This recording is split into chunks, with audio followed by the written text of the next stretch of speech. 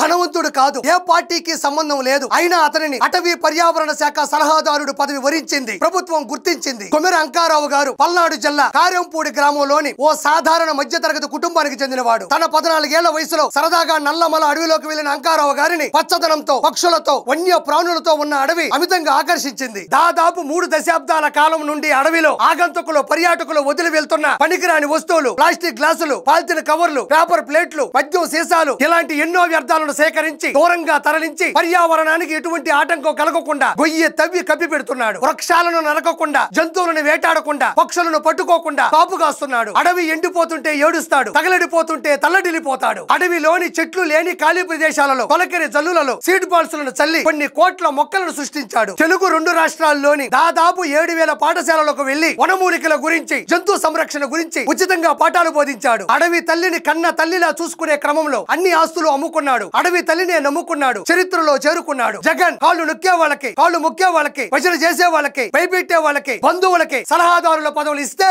అన్ని విడిచి అడవికి అంకితమైన అంకారావు గారికి అత్యున్నత స్థానం ఇచ్చినందుకు శ్రీ నారా చంద్రబాబు నాయుడు గారికి, పవన్ కళ్యాణ్ గారికి, నారా లోకేష్ గారికి నా సెల్యూట్.